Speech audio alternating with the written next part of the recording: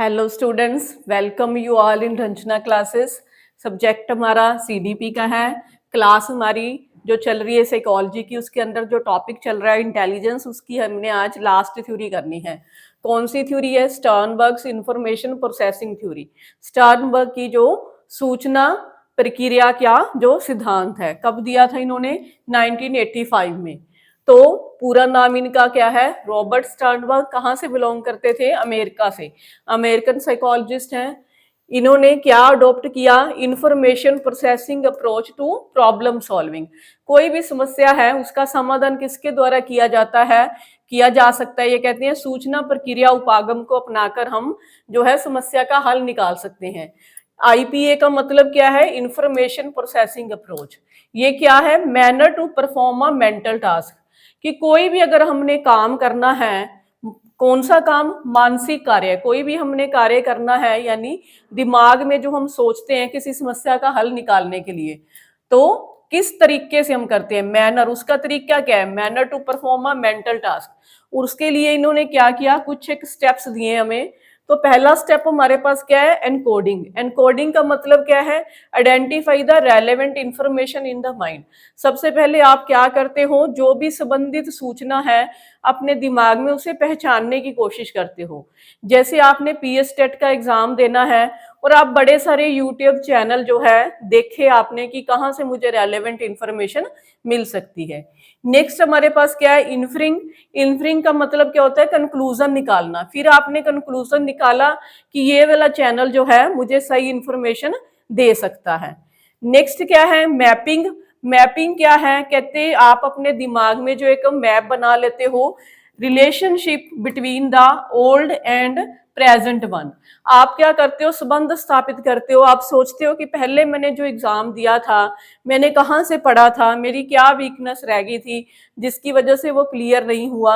आप क्या करते हो? नए और पुराने ज्ञान में संबंध बैठाने की कोशिश करते हो, जो आपके पास पहले था और जब आपके पास अब है, प्रेजेंट सिचुएशन है, दोनों में आप रिलेशनशिप देखते हो। नेक्स्ट क्या है? एप्लीकेशन। अब आप क्या करते हो? Applying the inferred relationship. अब आपने रिलेशनशिप जो है बिठा लिया कि मेरी ये कमी रह गई थी, मैंने यहाँ से पढ़ा था, मुझे ये और पढ़ना चाहिए था, इस सब्जेक्ट में मेरे मार्क्स कम आए थे। तो आप क्या करते हो? वो वाले सब्जेक्ट की इंफॉर्मेशन जहाँ से मिल रही है, वो चैनल अब आपने सिलेक्ट कर लिया। आपने क्या किया? जो आपने इन्फर करके रिलेशनशिप फाइंड आउट किया था, उसको अब आपने अप्लाई कर दिया। नेक्स्ट क्या है? जस्टिफिकेशन। जस्टिफिकेशन क्या है? अब आप जस्टिफाई करते हो, प्रॉब्लम का हल निकालते हो, यानी आप देखते हो कि मेरी जो समस्या थी इस सब्जेक्ट में मेरे मार्क्स कम रह गए थे। अब आप जो देखते हो उसके एमसीक्यू करते हो कि मेरी प्रॉब्लम सॉल्व हो रही है या नहीं हो रही, जस्टिफाई करते हो। नेक्स्ट क्या है? रिस्पॉन्स। अब आप क्या करते हो? Providing best possible solution.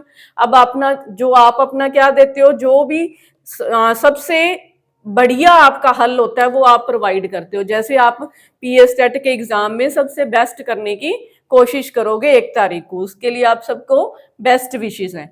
तो ये इंफॉर्मेशन प्रोसेसिंग इन्होंने क्या बोला था? कहते एक जो ह्यूमन बीइंग है, कोई भी काम करता है, कोई भी मेंटल टास्क उसने करना है, कोई भी मानसिक कार्य करना है, तो किसके द्वारा करता है? इंफॉर्मेशन की वो प्रोसेसिंग करता है अपने माइंड में। आई होप आपको यहाँ तक क्लियर हुआ होगा। ये यहाँ तक हम देख लेते हैं क्या है, रिवाइज कर लेते हैं, उसके बाद नेक्स्ट कंसेप्ट पे चलेंगे। अभी हमने क्या पढ़ा? जनरल पहले देखा कि इन्होंने, इनकी थ्योरी कौन सी है? इंफॉर्मेशन प्रोसेसिंग थ्योरी है।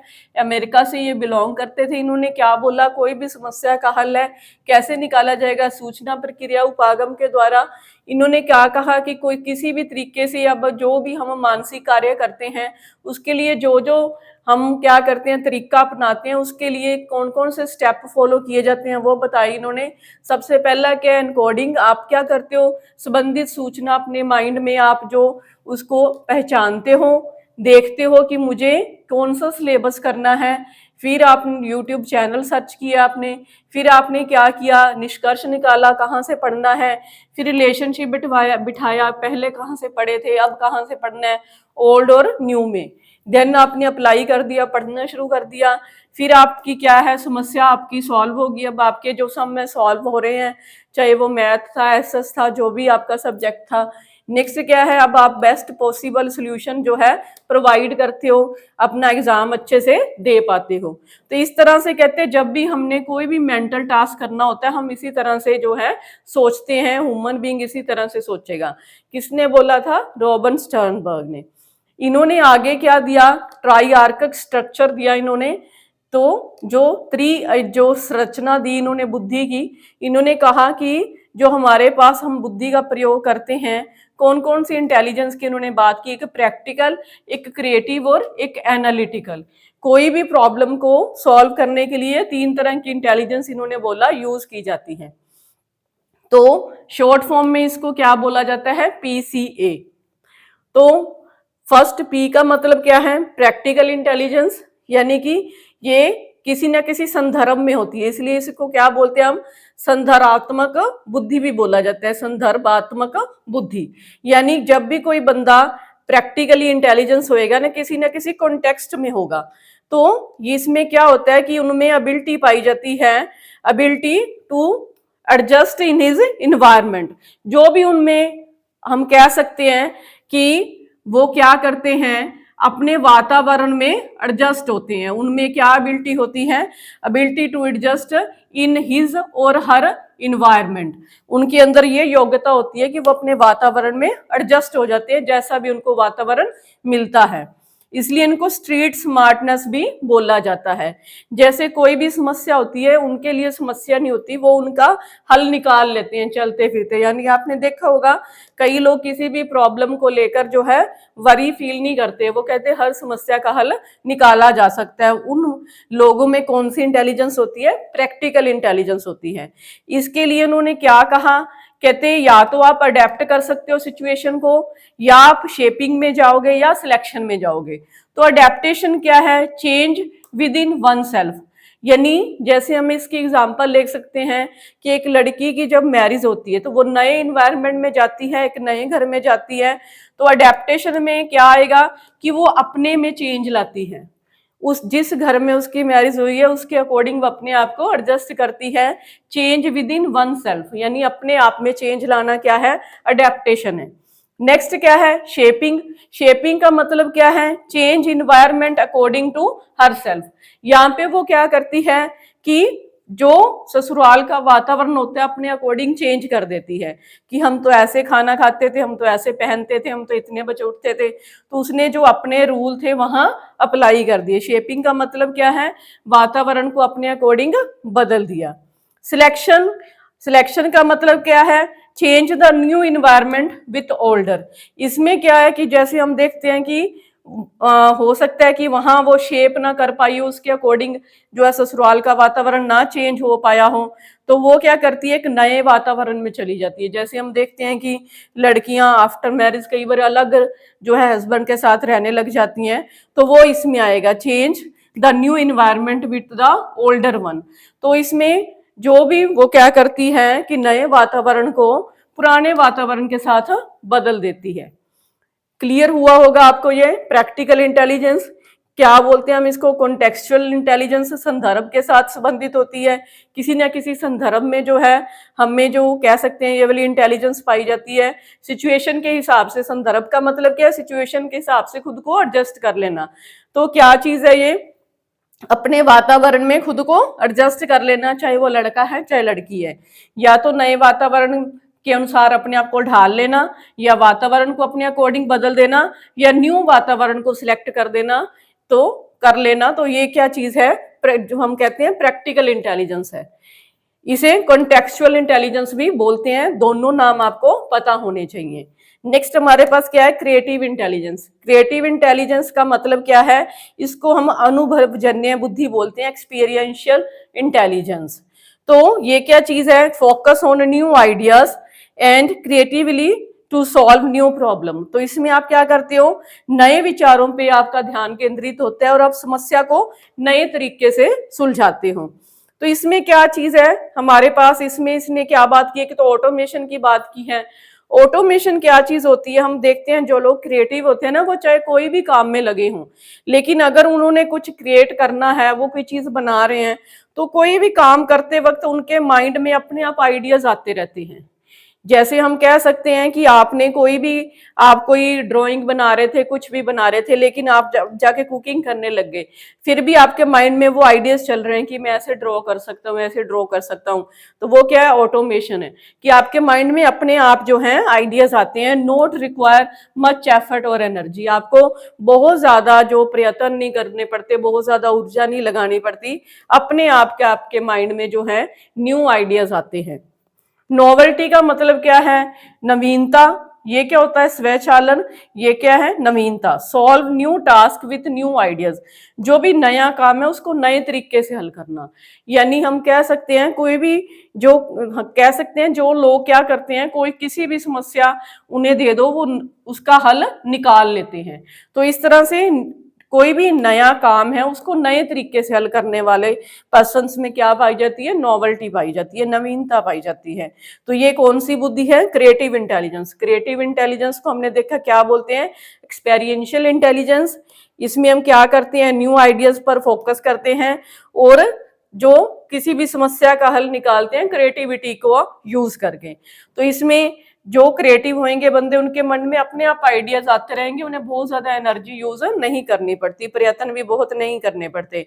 वो किसी नए काम को नए तरीके से हल करते हैं, नए नए टास्क उन्हें करने अच्छे लगते हैं।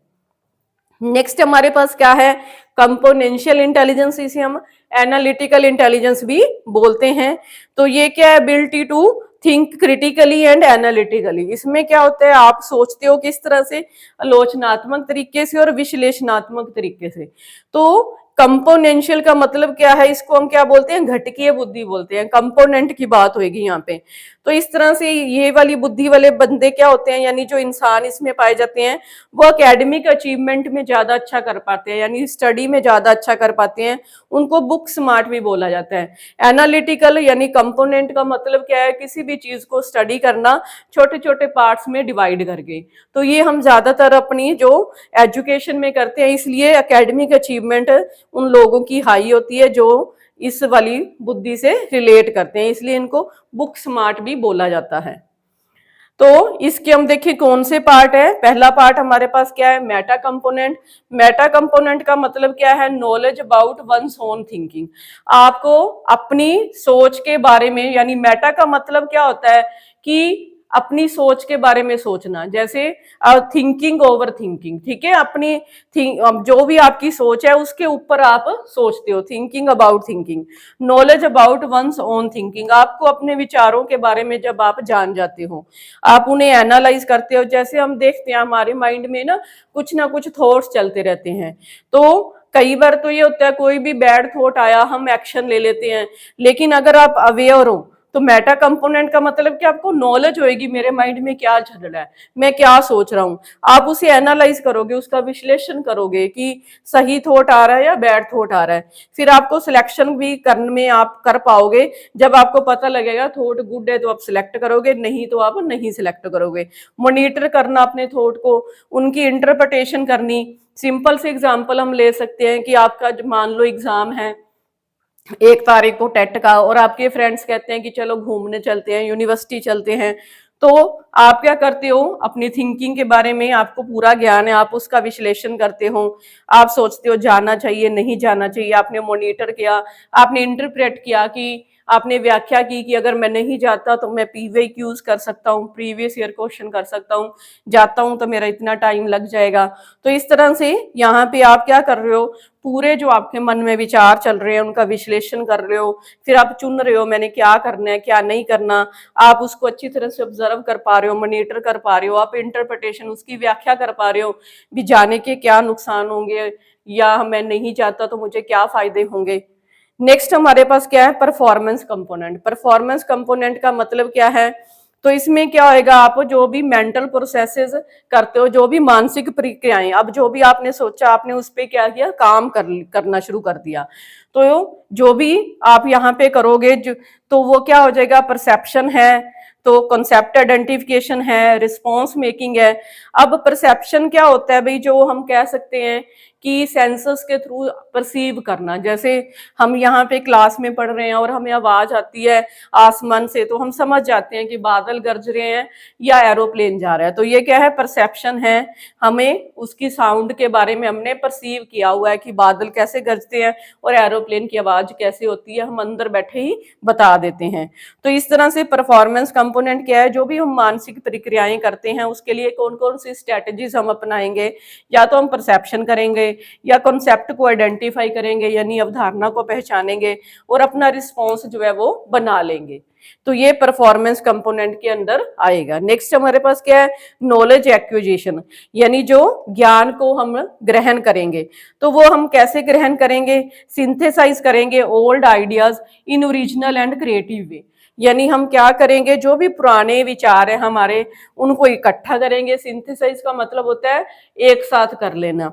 तो जो पुराने विचार हैं उनको हम उनका संश्लेषण करेंगे, किस तरह से, एक मौलिक और रचनात्मक तरीके से।